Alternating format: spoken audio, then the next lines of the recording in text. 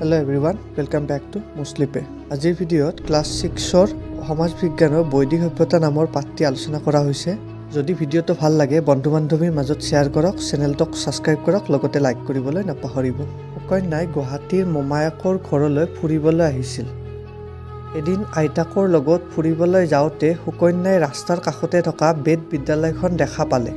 বিদ্যালয়খনৰ নামটো পঢ়ি তাই বৰ কৌতূহল হ'ল আৰু আইতাকক সুধিলে, আইতা, স্কুলখনৰ নাম বেদ বিদ্যালয় কিয় হ'ল?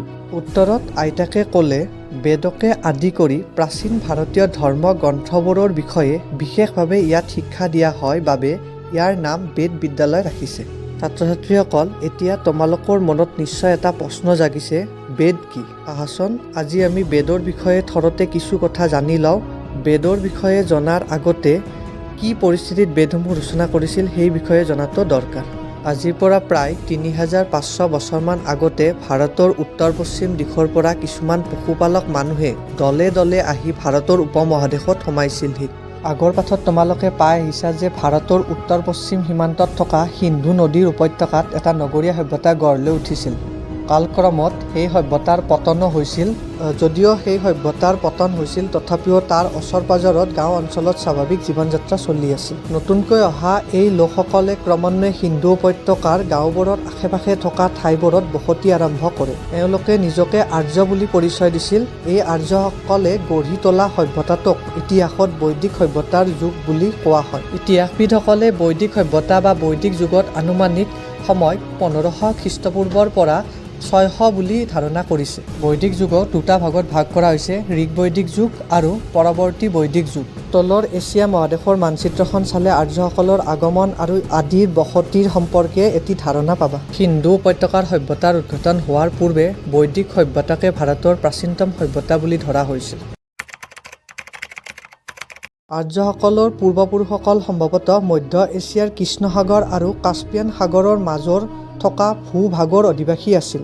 তেওঁলোক প্ৰধানত পশুপালক আছিল। কালক্ৰমত তেওঁলোকে জনসংখ্যা আৰু পশুৰ সংখ্যা বৃদ্ধি হোৱাত নতুন নতুন ঘাঁহনি পথাৰ বিচাৰি বিভিন্ন দলত ভাগ হৈ পৃথিৱীৰ অন্যান্য ঠাইলৈ গতি কৰে। ইয়াৰে কিছুসংখ্যক পশ্চিম আৰু কিছুমান দক্ষিণ পূবলৈ গতি কৰে। এনেকৈয়ে পিছলৈ আৰ্যসকলে ইউৰোপ আৰু এছিয়াৰ বিভিন্ন অঞ্চলত বিয়পি পৰে।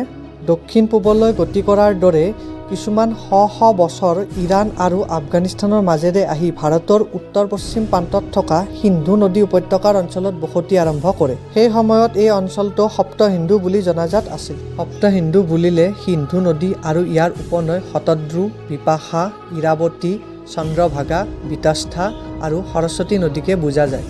এই পশুপালক লোকসকলে নিজকে আৰ্য বুলিছিল। এই আৰ্য শব্দটোনো কোনখিনি মানুহক বুজায়?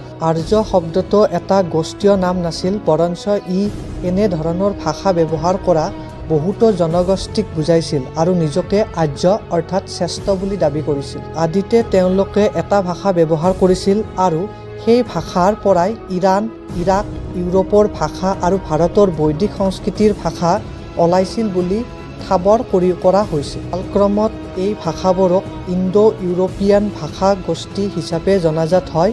সেয়ে এই গোষ্ঠীৰ অন্তৰ্ভুক্ত ভাষাবোৰৰ মাজত যথেষ্ট সাদৃশ্য থকা দেখা যায়। উদাহৰণস্বৰূপে সাংস্কৃতিক ভাষাৰ পিতৃ, মাতৃ, ভাতৃৰ লগত ইংৰাজী ভাষাৰ ফাদাৰ, মাদাৰ, ব্ৰাদাৰ আদি কিছু শব্দৰ মিল আছে। আদিতে আৰ্যসকলে প্ৰকৃতিৰ নানা ৰূপ বৰ্ণনা কৰিছিল।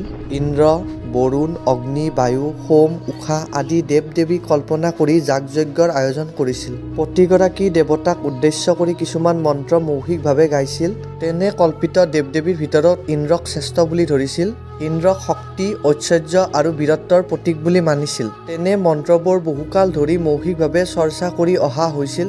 মুখে মুখে চলি অহা বাবে যাগ-যজ্ঞৰ সময়ত গোৱা এই মন্ত্ৰবোৰক শ্ৰুতি নামেৰেও জনা যায়। বহু বছৰ ধৰি চলি অহা শ্ৰুতিবোৰক সময়ত লিখিত ৰূপ দিয়া হয়। তেনে গ্ৰন্থবোৰক বেদ বোলে। বেদ 4খন, ঋগ্বেদ, সামবেদ, যজুৰ্বেদ, অথৰ্ববেদ। বেদক সংহিতাও বোলা হয়।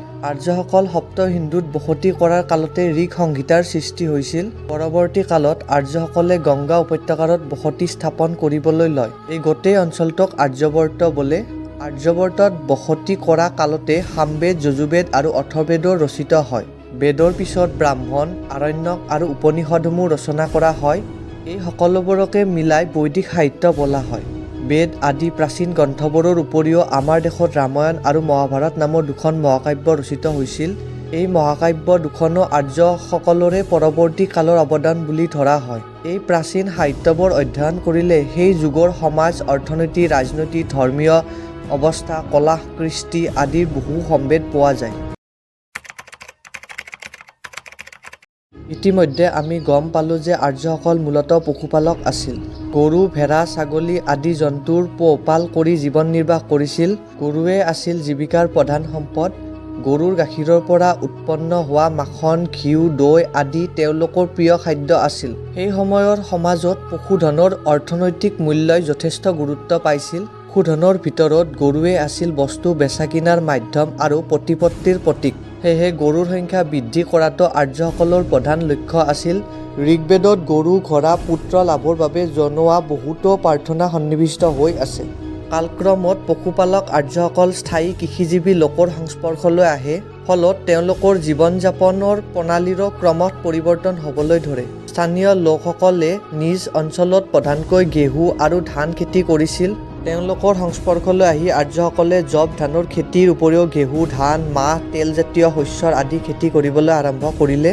আদিতে পশুপালক হিচাপে জীৱন যাপন কৰা আৰ্যসকলে সময়ত যোৱাৰ লগে লগে কৃষিজীৱী হৈ পৰিল।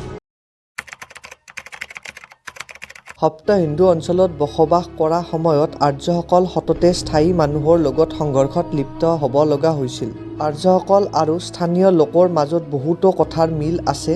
আৰ্যসকলে তেওঁলোকৰ গোধন সম্পত্তি বৃদ্ধি কৰাৰ হাবিয়াসে স্থানীয় মানুহৰ লগত যুঁজ বগৰা কৰাইছিল। আৰ্যসকলে তেনে যুঁজ বগৰাত ঘোঁৰা আৰু লোৰ অস্ত্ৰ ব্যৱহাৰ কৰি স্থানীয় লোকক পৰাভূত কৰিবলৈ সমৰ্থন হৈছিল। মুঠৰ ওপৰত সংঘৰ্ষ আৰু বুজাবুজিৰ পৰা আৰ্যসকলে কালক্ৰমত নিজৰ প্ৰতিপত্তি বঢ়াই নিছিল। ইতিহাসবিদসকলৰ মতে আৰ্যসকলে ভাৰতৰ ঘোঁৰা আৰু লোৰ ব্যৱহাৰ আৰম্ভ কৰি সভ্যতাৰ এক নতুন যুগৰ সূচনা কৰিছিল।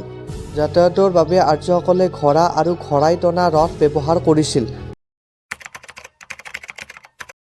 আজিকালি পৰিয়ালৰ দৰে আৰ্যসকলৰো বয়োজ্যেষ্ঠ মানুহেই আছিল পৰিয়ালৰ মুৰব্বী। ঘৰৰ সকলো কাম-কাজ তেওঁৰ নিমিত্ততেই চলিছিল। তেওঁলোকে সমাজত যদিও পুৰুষ প্ৰধান আছিল, ধৰ্মীয় আৰু ৰাজনৈতিক কামত মহিলাও অংশগ্ৰহণ কৰিছিল। বিশেষকৈ যজ্ঞ কৰাৰ সময়ত মহিলাসকলে নিজৰ স্বামীৰ কাষত স্থান লৈছিল। ঋগ্বেদৰ যুগত বিশ্বৱাৰা, লোপমুদ্ৰা, ঘোষা, অপলা আদি নামৰ নাৰীয়ে বিভিন্ন শাস্ত্ৰত পাণ্ডিত্য দেখুৱাই দৃষ্টান্তৰ আছে। ভালেকেইগৰাকীমান নাৰীয়ে বেদৰ শ্ৰোতাও ৰচনা কৰিছিল। তেওঁলোকে সভা সমিতি, অনুষ্ঠান আদিতো ভাগ লৈছিল। কিন্তু পিছলৈ তেওঁলোকৰ সামাজিক ভূমিকাৰ সীমাবদ্ধতা হৈ পৰে। আৰ্যৰ শাসন ব্যৱস্থাত পৰিয়ালৰ মুৰব্বীক গৃহপতি বোলা হৈছিল। তেওঁলোকৰ বেলেগ বেলেগ ফৈদৰ আছিল। ফৈদ অনুযায়ী কেইবাটাও পৰিয়াল লগ লাগি একোখন গাঁও গঠন হৈছিল। গাঁৱৰ মুৰব্বীক গ্ৰামণী বোলা হৈছিল। কেইবাখনো গাঁও মিলি একোখন বিষ গঠন হৈছিল আৰু বিষৰ মুখিয়ালজনক বিষপতি বোলা হৈছিল। কেইবাখনো বিষ লগ লাগি একোখন জন গঠন হৈছিল আৰু জনৰ অধিপতিক ৰাজন বোলা হৈছিল। এনেদৰে একোখন জনপদৰ সৃষ্টি হৈছিল, যাৰ বিষয়ে পিছৰ অধ্যয়নত বহলাই আলোচনা কৰা হ'ব।